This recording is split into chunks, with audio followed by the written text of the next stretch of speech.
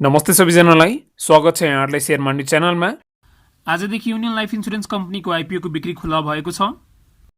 त्यसैले आज म तपाईहरुमाझ यस कम्पनीको आईपीओ एनालिसिस लिएर आइसकेको छु र यस भिडियोमा तपाईहरुलाई यो कस्तो खालको कम्पनी हो, यो कम्पनीको बिजनेस मोडल के हो, यो कम्पनीमा कसको लगानी रहेको छ, साथै यस कम्पनीले कति आईपीओ निष्कासन गर्दैछ र यो कम्पनीको आईपीओमा कति किताको लागि आवेदन बुझाउने, आवेदन कहाँबाट बुझाउने, कम्पनीको फन्डामेन्टलहरु के कस्तो रहेको छ र साथै यस कम्पनीलाई मैले ज्योति लाइफ इन्स्योरेन्स कम्पनीसित कम्पेयर गरेको छु र साथै यस कम्पनीको शेयर चाहिँ लङ टर्मको लागि होल्ड गर्ने कि त सर्ट टर्मको लागि होल्ड गर्ने, यी सबै जानकारी म तपाईहरुलाई यस भिडियोमा दिन जाँदै छु। त्यसैले भिडियो अन्त्यसम्म हेर्नु होला।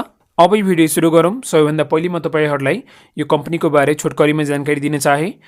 युनियन लाइफ इन्स्योरेन्स कम्पनीको स्थापना विक्रम सम्वत 2074 सालमा पब्लिक लिमिटेड कम्पनीको रूपमा भएको थियो र त्यसै वर्षको असोज 4 गतेदेखि यस कम्पनीले जीवन बीमा सम्बन्धी व्यवसाय सुरु गरेको थियो। यस कम्पनीको रेजिस्टर्ड कार्यालय रूपन्देही जिल्लाको सिद्धार्थनगर नगरपालिकामा रहेको छ, तर कारोबार गर्ने मुख्य स्थान चाहिँ काठमाडौँ महानगरपालिकाको नयाँ बानेश्वर स्थित रहेको छ। यस जीवन बीमा कम्पनीको नेपालभरि 205 वटा शाखा रहेको छ र यो कम्पनीको शाखा चाहिँ नेपाल लाइफ इन्स्योरेन्स जतिकै शाखा रहेको छ। अब यो कम्पनीको बिजनेस मोडल के हो, यो कम्पनीले कसरी आय आर्जन गर्छ, यसको बारेमा कुरा गरौँ।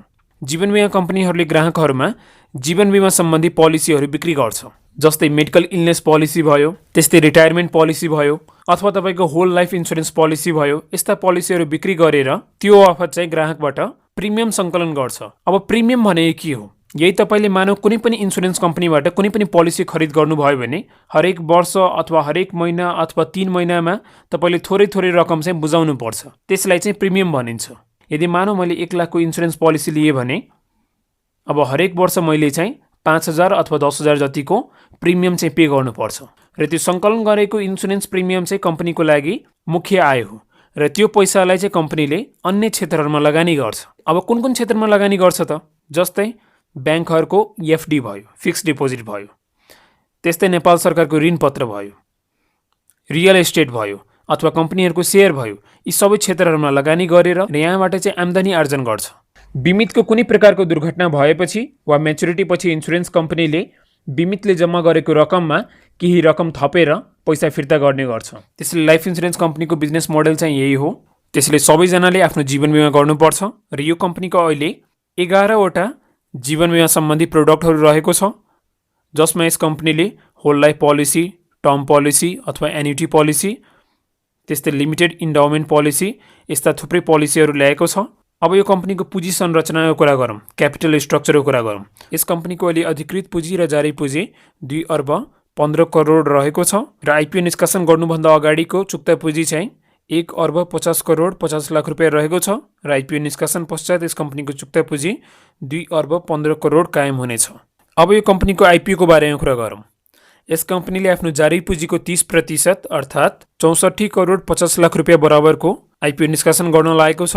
कम्पनीले 64,50,000 किता साधारण शेयर सार्वजनिक निष्कासन मार्फत बिक्री गर्नेछ, जसमध्ये 5% अर्थात् 3,22,500 किता सामूहिक लगानी कोषको लागि छुट्याइएको छ र त्यस्तै 5% अर्थात् 3,22,500 किता कम्पनीका कर्मचारीहरूको लागि छुट्याइएको छ र बाँकी रहेको 58,05,000 किता सर्वसाधारणको लागि छुट्याइएको छ।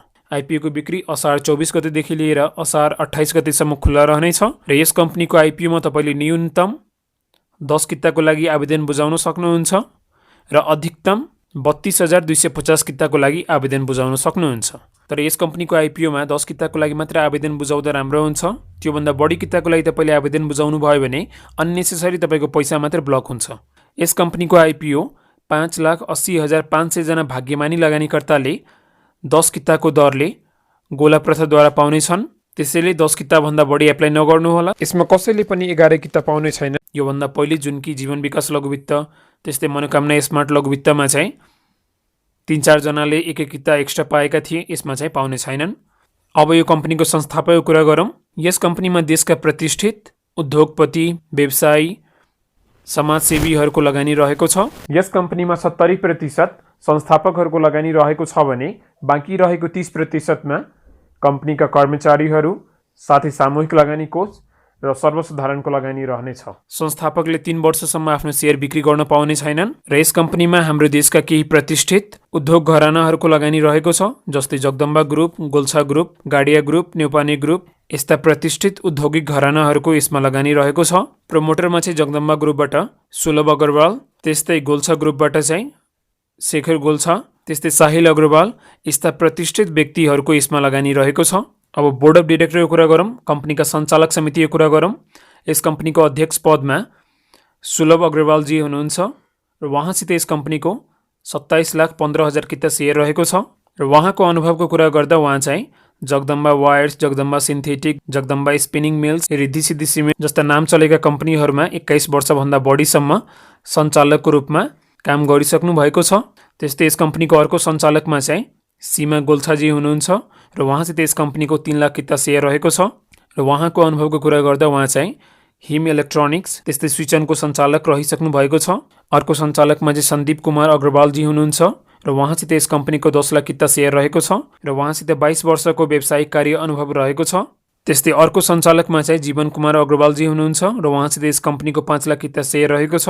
उहाँ चाहिँ शालिमार सिमेन्ट र अर्को चाहिँ शालिमार इन्भेस्टमेन्ट प्राइभेट लिमिटेडमा चाहिँ 40 वर्षसम्म सञ्चालक रूपमा काम गरिसक्नु भएको छ।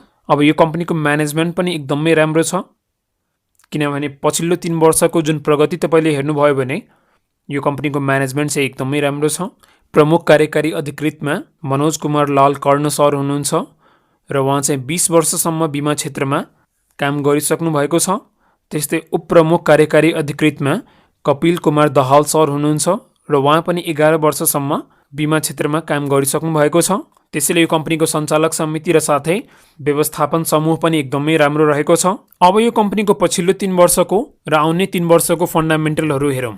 पेड क्यापिटलमा पछिल्लो 3 वर्षमा यो कम्पनीको संस्थापकहरूको मात्र पैसा थियो र अब आइपिओ निष्कासन गरेर यस कम्पनीले आफ्नो पेड अप क्यापिटल चाहिँ बढाउने छ र आइपिओ निष्कासन पश्चात यस कम्पनीको पेड अप क्यापिटल 2 अर्ब 15 करोड रुपियाँ कायम हुनेछ। पेड अप क्यापिटल भनेको कम्पनीले आफ्ना सेयरधनीहरूबाट अहिले कति पैसा सङ्कलन गरिसकेको छ। त्यस्तै यो कम्पनीको रिजर्भ पनि एकदमै राम्रो छ र हरेक वर्ष रिजर्भमा कम्पनीले थोरै थोरै पैसा चाहिँ थप्दै गएको छ। रिजर्भ जति धेरै बलियो भयो भने कम्पनीलाई भविष्यमा कुनै पनि त्यस्तो दुर्घटना आयो भने त्योबाट जोगाउने गर्छ। जस्तो अहिले कोभिडको बेला कम्पनीको अवस्था एकदमै नाजुक छ, त्यस्तो बेला चाहिँ यदि रिजर्भ स्ट्रङ भयो भने त्यो रिजर्भले चाहिँ कम्पनीलाई बचाउने गर्छ। नेक्स्ट 3 इयरमा पनि कम्पनीको रिजर्भ एकदमै बढेको छ। कम्पनीले आफ्नो रिजर्भ बढाउनु पछाडि चाहिँ धेरै ध्यान दिएको छ, त्यो चाहिँ एकदमै राम्रो कुरा हो। कुनै पनि कम्पनी खरिद गर्नुभन्दा पहिले त्यो कम्पनीको रिजर्भ हेरेर चाहिँ खरिद गर्नुपर्छ। 3 वर्षको अवधिमा यो कम्पनीले यतिको रिजर्भ बनाउनु चाहिँ एकदमै राम्रो कुरा हो। त्यस्तै इन्सुरेन्स फन्ड चाहिँ सबैभन्दा मेन हो।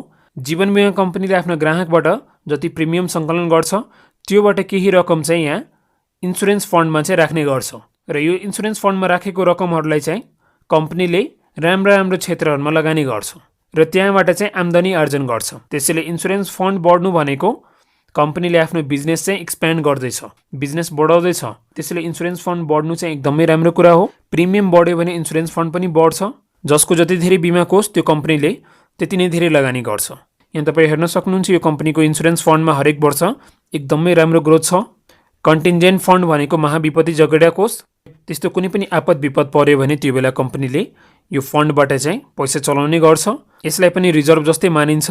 त्यस्तै long term investment and loan, कम्पनीले दीर्घकालीन लगानी र कर्जामा कति रकम दिएको छ त्यो तपाईँ यहाँ हेर्न सक्नुहुन्छ। प्रिमियमबाट सङ्कलन गरेको पैसाले चाहिँ कम्पनीले इन्भेस्ट गरेको छ र हरेक वर्ष कम्पनीको इन्भेस्टमेन्ट चाहिँ बढ्दो क्रममा छ। नेट प्रिमियम पनि यहाँ इन्क्रिजिङ अर्डरमा रहेको छ। हरेक वर्ष कम्पनीले आफ्नो बिजनेस चाहिँ एक्सप्यान्ड गर्दैछ। त्यसो पनि कम्पनीको अहिले 205वटा शाखा रहेको छ। शाखाको मामलामा यो कम्पनी एकदमै स्ट्रङ हो। हरेक वर्ष इन्सुरेन्स प्रिमियम चाहिँ सङ्कलन गर्दैछ। त्यस्तै आर्थिक वर्ष 2077-78 को तेस्रो त्रैमाससम्म धेरै प्रिमियम सङ्कलन गर्ने सूचीमा यो कम्पनी 5औं नम्बरमा परेको छ र नयाँ कम्पनीहरूमध्ये सबैभन्दा धेरै प्रिमियम सङ्कलन गर्ने सूचीमा यो कम्पनी पहिलो नम्बरमा परेको छ। नेट प्रफिट खुद नाफा तपाईँ यहाँ हेर्न सक्नुहुन्छ। पछिल्लो 3 वर्षमा यो कम्पनीको खुद नाफा चाहिँ एकदमै राम्रो बढेको छ, तर आउने 3 वर्षमा कम्पनीको नाफा चाहिँ बढेको छैन। त्यसो पनि अहिले कोभिडले गर्दा कम्पनीहरूलाई चाहिँ धेरै नै ह्याम्पर भएको छ र साथै यो कम्पनीको नेट क्लेम पेमेन्ट चाहिँ बढेको छ, जसले गर्दा यो कम्पनीको नेट प्रफिट पनि घटेको छ। नेट क्लेम पेमेन्ट भनेको दाबी भुक्तानी हो। बिमितको कुनै प्रकारको दुर्घटना भएपछि अथवा म्याच्युरिटी पिरियड सकेपछि बीमा कम्पनीले बिमितको पैसा फिर्ता गर्ने गर्छन् र नेट क्लेम पेमेन्ट बीमा कम्पनीहरूको लागि जहिले पनि मुख्य खर्च हो। पछिल्लो 3 वर्षमा नेट क्लेम पेमेन्ट चाहिँ त्यति साह्रो बढेको थिएन, तर आउने 3 वर्षमा नेट क्लेम पेमेन्ट चाहिँ एकदमै बढेको छ, जुन कि कम्पनीको पर्सपेक्टिभबाट राम्रो कुरा होइन, किनभने कम्पनीले आफ्ना कस्टमरहरूलाई चाहिँ पैसा तिर्नु परेछ, तर कस्टमरको पर्सपेक्टिभबाट चाहिँ एकदमै राम्रो कुरा हो। बिमा जहिले पनि हामी आफ्नो भविष्यको लागि गर्छौँ र जुन कारणको लागि बिमा गरेका हुन्छौँ त्यो कारणको लागि पैसा आएन भने तब हामी बिमा गर्दैनौँ। त्यसैले समयमा पैसा आउनु चाहिँ ग्राहकहरूको लागि एकदमै राम्रो कुरा हो र त्यसले गर्दा कम्पनीमा चाहिँ एउटा पोजिटिभ इम्प्याक्ट पनि बढ्छ। अब कस्टमर अनुसार यो कम्पनीले चाहिँ समयमै भुक्तानी दिन्छ, त्यसले गर्दा अरू कस्टमरहरू पनि भित्रिनेछ र त्यसले चाहिँ वर्ड अफ माउथ पनि प्रमोसन गर्छ।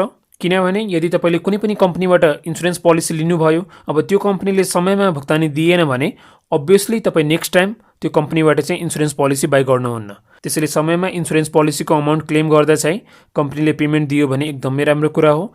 त्यस्तै अर्निङ पर सेयर चाहिँ इन्सुरेन्स कम्पनीहरूको खासै हुँदैन, किनभने राम्रो कम्पनीको अर्निङ पर सेयर चाहिँ एकदमै कम छ। त्यसैले यसको पनि अर्निङ पर सेयर ठिकै छ। नेटवर्थ चाहिँ 100 भन्दा माथि छ र प्रायःजसो ठुलो कम्पनीहरूको नेटवर्थ पनि त्यही 120-130 तिर हुन्छ। त्यसैले यो कम्पनीको नेटवर्थ पनि ठिकै भन्नु पर्यो। यो कम्पनी चाहिँ नयाँ छ र नयाँ फेजमा यो कम्पनीले यति राम्रो ग्रोथ गरेको छ, त्यो चाहिँ एकदमै राम्रो कुरा हो। कम्पनीले आफ्नो नेट प्रफिट चाहिँ बढाउनु पर्यो।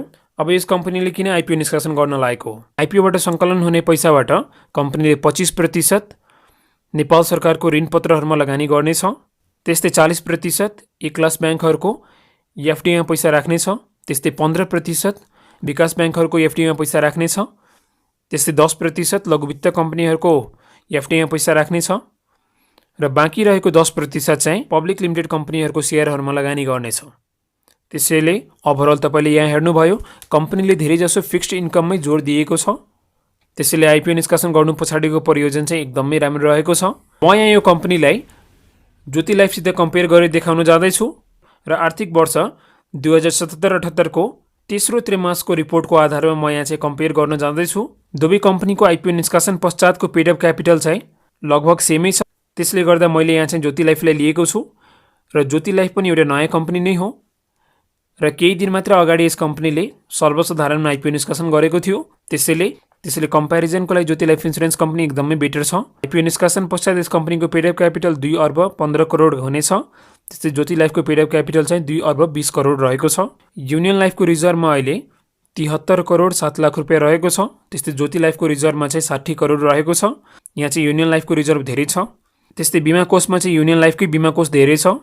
युनियन लाइफको बिमा कोषमा 6 अर्ब 90 करोड रहेको छ। त्यस्तै ज्योति लाइफको बिमा कोषमा 3 अर्ब 49 करोड रहेको छ। लङ टर्म इन्भेस्टमेन्टमा युनियन लाइफले 5 अर्ब 26 करोड लगानी गरेको छ। त्यस्तै ज्योति लाइफले चाहिँ 4 अर्ब 87 करोड लगानी गरेको छ। नेट प्रिमियममा पनि युनियन लाइफले धेरै प्रिमियम सङ्कलन गरेको छ। नेट क्लेममा चाहिँ युनियन लाइफकै नेट क्लेम धेरै रहेको छ। युनियन लाइफको नेट क्लेम चाहिँ 1 अर्ब 45 करोड रहेको छ। त्यस्तै ज्योति लाइफको नेट क्लेम चाहिँ 6 करोड 49 लाख रुपियाँ रहेको छ।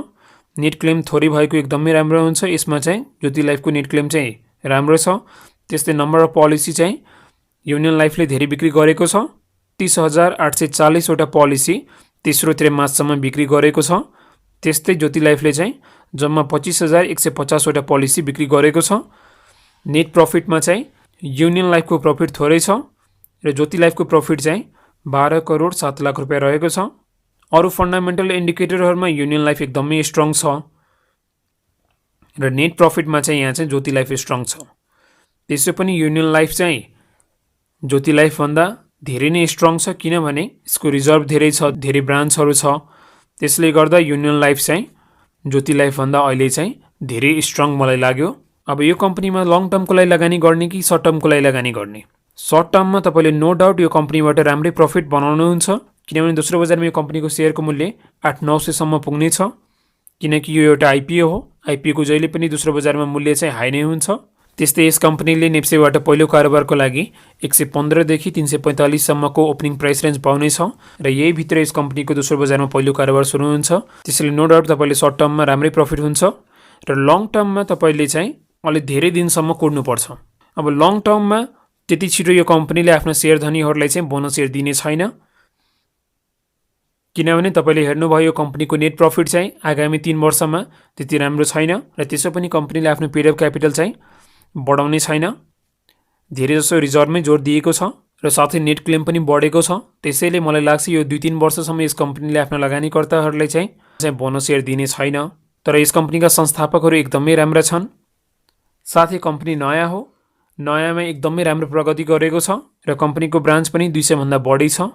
त्यसैले लङ टर्ममा पनि यस कम्पनीले आफ्नो लगानीकर्ताहरूलाई राम्रै प्रतिफल दिनेछ। तर त्यसको लागि तपाईँले केही वर्षसम्म कुर्नुपर्छ।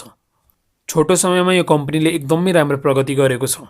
अब तपाईँले के लाग्छ, यो कम्पनीले आफ्नो शेयर धनीहरूलाई बोनस सेयर दिने छ कि छैन? आफ्नो विचार कमेन्ट बक्समा राख्नु होला। भिडियो अन्त्यसम्म हेरिदिनु भएकोमा धेरै धेरै धन्यवाद। तपाईँले भिडियो कस्तो लाग्यो आफ्नो प्रतिक्रिया दिन नबिर्सिनु होला र साथै शेयर बजार सम्बन्धी यस्तै ज्ञानमूलक भिडियो हेर्नलाई हाम्रो च्यानललाई सब्स्क्राइब गर्नुहोला र साथै छेउमा रहेको बेल आइकनमा क्लिक गरेर अल अप्सन सेलेक्ट गर्नुहोला, जसले गर्दा भिडियो अपलोड हुन साथ त्यसको जानकारी सबैभन्दा पहिले तपाईँले पाउनुहुनेछ।